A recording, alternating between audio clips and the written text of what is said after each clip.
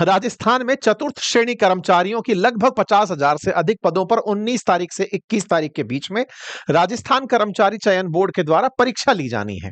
जिस तरह से केंद्र के अंदर स्टाफ सिलेक्शन कमीशन यानी एसएससी होता है, बिल्कुल वैसे ही राजस्थान का आरएसएसबी है, जो कि ग्रुप डी के लिए 53,749 पदों के लिए चतुर्थ श्रेणी कर्मचारी उनके लिए भर्ती परीक्षा आयोजित कर रहा है। चतुर्थ श्रेणी परीक्षा का जो आयोजन है वो 19 तारीख को यानी शुक्रवार को 2 पारियों में होना शुरू होगा। सुबह 10 से 12 के बीच में एक पारी चलेगी, दूसरी 3 से 5 के बीच में चलेगी और ऐसा ये 3 दिन चलने वाला है। लगभग 24 लाख विद्यार्थियों के द्वारा इसके अंदर फॉर्म भरा गया है। इस बीच में कर्मचारी चयन आयोग के द्वारा एक वार्निंग दे दी गई है और वो वार्निंग ये है कि साहब इस परीक्षा के पेपर का डिस्कशन नहीं करा सकोगे, ना तो ऑनलाइन करा सकोगे ना ऑफलाइन करा सकोगे, और अगर ऐसा कराया तो उसके ऊपर मतलब कार्रवाई हो जाएगी। अब सवाल ये है, ऑनलाइन तो क्या है कि दिख जाएगा, कोई यूट्यूब चैनल चल रहा होगा, ट्विटर इंस्टा ट्विटर कहीं दिख जाएगा तो उसके ऊपर कार्रवाई हो जाएगी। दिक्कत यह है कि कोई ऑफलाइन कर दिया तो उसको कैसे पकड़ोगे। अब आप पूछेंगे ऑफलाइन कर दिया से क्या मतलब है। राज्य के 38 जिलों में इस परीक्षा का आयोजन होना है और लगभग हर जगह से बच्चे परीक्षा देने के लिए 24 लाख बच्चे हैं और कहीं पर भी 10 बच्चे खड़े होकर परीक्षा पे चर्चा कर लिए तो क्या राज्य सरकार वाकई में इतनी पुलिस व्यवस्था रखकर बैठी है कि कहीं पर भी 10 लोग खड़े होकर के परीक्षा पर चर्चा कर लिए कि हाँ भाई बताओ तुम्हारा पेपर कैसे रहा। ये कोई अंग्रेजों के समय का कालखंड चल रहा है क्या कि मन में आया जो उठा करके बस धर दिया कि लीजिए अब रोकेंगे हम चोरी को, पेपर चोरी रोकेंगे जिंदाबाद। मतलब लोगों के लिए परीक्षा के अंदर बैठना और परीक्षा पेपर के अंदर चर्चा करना, अब भय का माहौल इस तरह का है कि अगर कोई व्यक्ति परीक्षा पर चर्चा कर रहा है, अब सवाल यह है कि सर आपको तिलमिलाहट किस बात की हो रही है, क्योंकि आप ऑनलाइन चर्चा करने वाले थे कि देखिए मैं राजस्थान की परीक्षाओं की कोई चर्चा नहीं करता, ना मैंने की और ना केंद्र की परीक्षाओं की चर्चा करता, मेरा यह काम नहीं है, लेकिन आपको मैं ये अवगत करा रहा हूं कि अगर इस तरह की चीजों से आप अगर वाकई में वास्ता रखने लगेंगे तो ये वो कानून है जो आते इतने से हैं, धीरे धीरे फिर आपको अपने पूरे मकड़ जाल में फंसा लेते हैं।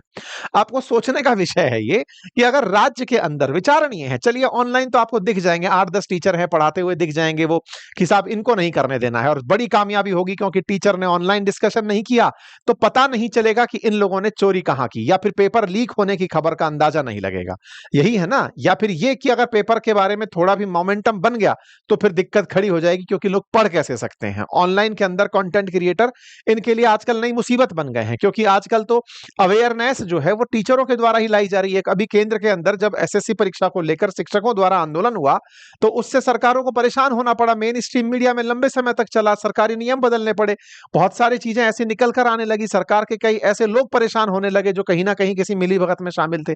तो इस तरह से चीजों को रोकना हो तो आसान क्या है कि 2-4 जो दिख रहे हैं इन्हें रोक लो, लेकिन सवाल यह है आपने साहब इस काम को करते करते ऑफलाइन डिस्कशन भी रोक दिया।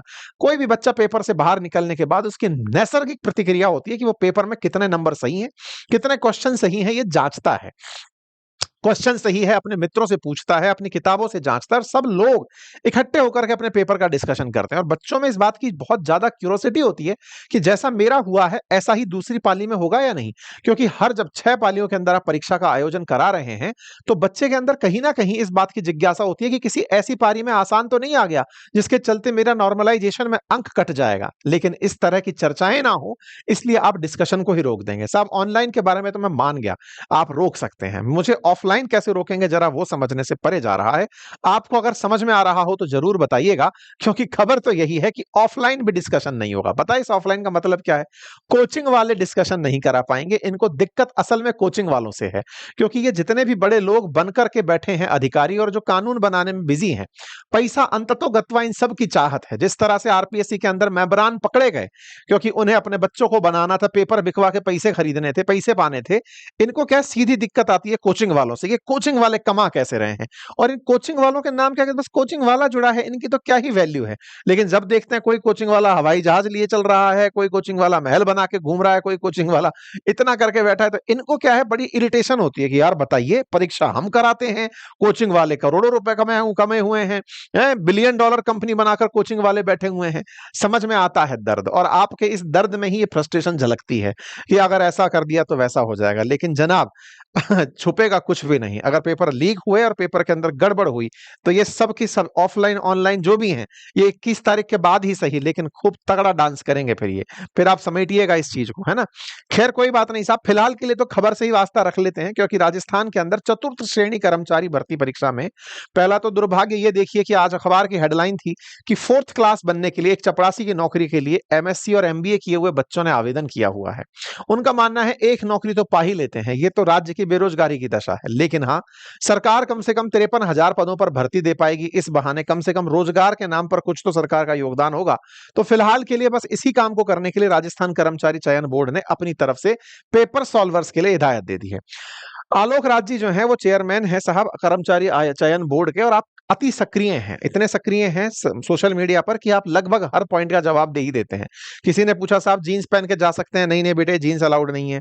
किसी ने पूछा साहब सिखों को तो आप उनके जो भी धर्म के अनुरूप जो वो है वो ले जाने देते हैं, हमको तो आप मतलब कलाया धागा भी खुलवा लेते हैं। बोले नहीं नहीं वो सब चलता रहेगा।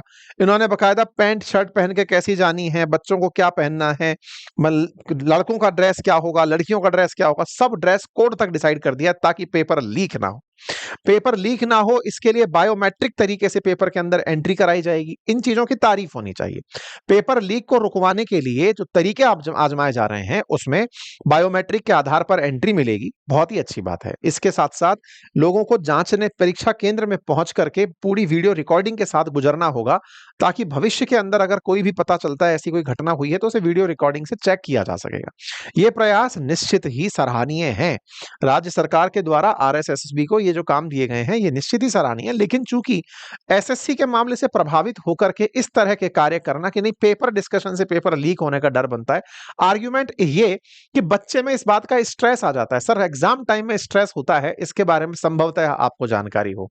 मैं इस बात को इसलिए अच्छे से कह पाता हूं क्योंकि विद्यार्थियों में परीक्षा को लेकर के हर वो संभव प्रयास होते हैं कि मैं कैसे ना कैसे करके परीक्षा पास कर जाऊं, और कैसे ना कैसे करके परीक्षा पास कर जाऊं उसमें ही वो इलीगल तरीके भी आते हैं, और वो करने वाला बहुत अच्छे से अब और सुरक्षित अंदाज में कर पाएगा।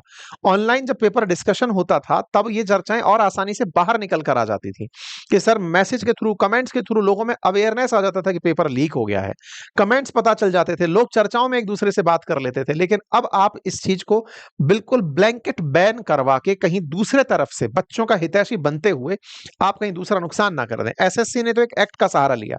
एसएससी ने कहा पब्लिक एग्जामिनेशन प्रिवेंशन एक्ट के अंदर हम इस तरह से काम कर रहे हैं कि अगर ऐसा हुआ तो ये अपराध माना जाएगा। हालांकि कोर्ट के सामने ये नहीं टिकेगा, क्योंकि अपराध असल मायने में पेपर पर चर्चा नहीं होती है। अपराध पेपर लीक करना होता है, पेपर के ऊपर चर्चा करना कोई भी अपराध कहीं किसी तरह से संगत नहीं है। ये कोर्ट में निश्चित ही चैलेंज होगा, और निश्चित ही अगर कोई विद्यार्थी या कोई भी विद्यार्थियों से जुड़ा समूह इस बात को चैलेंज करता है तो ये निश्चित ही चैलेंज किया जाने वाला विषय है कि पेपर पर चर्चा से पेपर लीक होने का क्या लेना देना। और अगर आपको ऐसा लगता है कि परीक्षा पर चर्चा हो गई तो परीक्षा पे चर्चा तो मोदी जी भी करते हैं, राजस्थान बोर्ड भी करता है, सेंट्रल केंद्र बोर्ड भी करता है। कैसे करता है? वो तो बकायदा सैंपल पेपर तक देते हैं, सैंपल पेपर देते हैं कि देखो बच्चों इस तरह के प्रश्न पत्र आएंगे। कुल मिलाकर के परीक्षा में बच्चों को सहूलियत रहे, इसका ही तो प्रयास सब तरफ से हो रहा है, स्कूल के अंदर हो, कॉलेज के अंदर हो, कोचिंग के अंदर हो।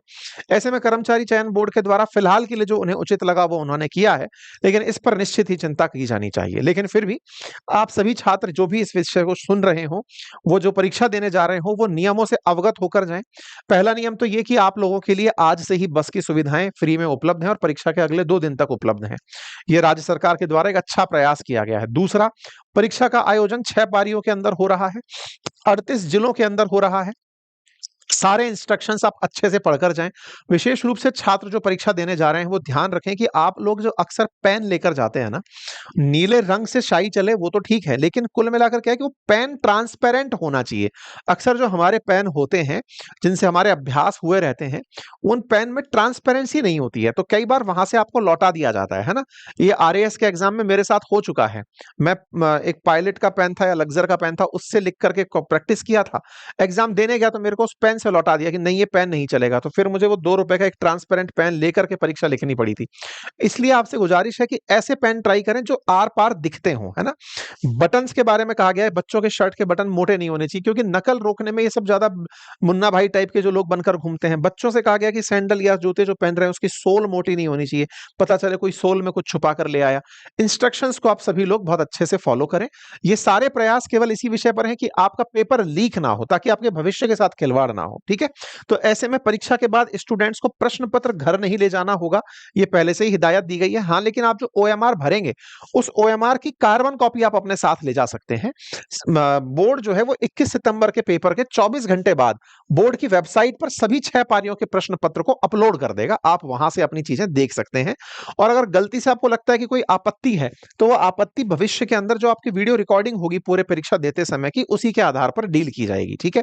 तो तैयारियां बड़े स्तर पर की जा रही हैं, ताकि परीक्षा केंद्रों पर पूरी सीसीटीवी कैमरे से रिकॉर्डिंग होगी, कैमरे लगाए जाएंगे, रिकॉर्डिंग होगी। सभी प्रयास हैं ताकि बच्चों को फेयर एग्जामिनेशन देने का मौका मिले। लेकिन हाँ, निश्चित ही ये विषय ध्यान देने योग्य है कि आप केवल इस आधार पर कि नहीं डिस्कशन होता है, इससे बच्चों का मोरल डाउन हो जाता है। इसे दूसरे तरीके से सोचने की आवश्यकता है, इसमें संगत तर्क देने की आवश्यकता है। आप ऑफलाइन बात बोल दिए, एटलीस्ट ऑफलाइन तो इसमें से बचा के चलते। आपको ऑनलाइन डर था तो ठीक है, समझ में आता है, मास में लोग प्रभावित हो सकते हैं। ऑफलाइन आप कैसे रोक सकते हैं साहब? 38 जिलों के अंदर बच्चे हैं, सैकड़ों की संख्या में सेंटर्स पर जा रहे हैं, 24 लाख बच्चे परीक्षा दे रहे हैं। किसी भी जगह पर 100 बच्चे भी इकट्ठे होकर परीक्षा की चर्चा करते पाए गए, तो आपके तो कानून का खुला उल्लंघन हो गया। फिर कहां भरिएगा उन्हें? जेल में भरिएगा, है? मतलब चर्चा को आप कैसे रोक सकते हैं? थोड़ा समझ से परे है आलोक राज जी।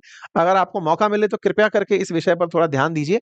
बाकी बच्चों से गुजारिश है कि वो अपने ओरिजिनल आईडी कार्ड लेकर के जाएं जब परीक्षा देने जाएं, आधार कार्ड साथ में लेके जाएं। दूसरा, अपनी एक फोटो जो है ना, पासपोर्ट साइज फोटो जो लेकर जाएं, एडमिट कार्ड के साथ लगाने वाली, वो तात्कालिक फोटो, नई नई फोटो हो, है ना? मतलब 1 महीने से ज्यादा पुरानी फोटो ना हो। आपके चेहरे को मिलाया जाएगा। अगर ज्यादा पुरानी फोटो हुई तो फिर आपको वहां से रोका जा सकता है। साथ ही साथ परीक्षा केंद्र के अंदर आप अपनी घड़ी, पर्स, बैग, पानी की बोतल, geometry box, calculator, pen drive, रबड़, लॉक, टेबल, ये कुछ भी ऐसी चीज ना लेकर जाएं जिससे कि नकल को सहूलियत मिलती हो। इसलिए सारी चर्चाएं की जा रही हैं, ठीक है? एक चीज और, अगर आप पेपर देने गए हैं तो कम से कम पेपर को तो पहले तो ध्यान से पढ़ना, वो तो आपका काम है पढ़ाई के समय। लेकिन जो विकल्प आपको दिए गए हैं, 5 विकल्प हैं, आपको एक ना एक विकल्प भरना ही है। अगर आपको क्वेश्चन का आंसर नहीं पता है तो 5वां विकल्प, जिसका मतलब है आपको आंसर नहीं आता है, आपको वो भरना होगा। आप खाली नहीं छोड़ सकते हैं ओएमआर शीट को, ये याद रखिएगा। पता चले कि आपने सोचा कि मेरे को तो आता ही नहीं है तो क्वेश्चन छोड़ देता हूं, नहीं। आपको अटेम्प्ट करना है, चाहे 5वां विकल्प जिसको कहते हैं मुझे जवाब नहीं आता, वो भरना है ना? अगर नहीं भरा तो आपको कुल मार्क्स में से नंबर कट जाएंगे, है ना? एक तिहाई मार्क्स कट जाएंगे। तो ये ध्यान देने योग्य बात है। कृपया करके आप इस चीज पर सभी लोग ध्यान दें। बाकी सभी को बहुत सारी शुभकामनाएं जो परीक्षा में बैठने जा रहे हैं। कर्मचारी चयन बोर्ड, आपसे गुजारिश है कि ऑनलाइन के लिए तो चलिए ठीक है, आपको लगता है कि ऐसी चीजें ऑनलाइन की वजह से, ऑनलाइन से लोगों को बहुत तरह के डर हैं, लेकिन कम से कम ऑफलाइन पर आपको विचारना चाहिए था। फिलहाल के लिए इतना ही।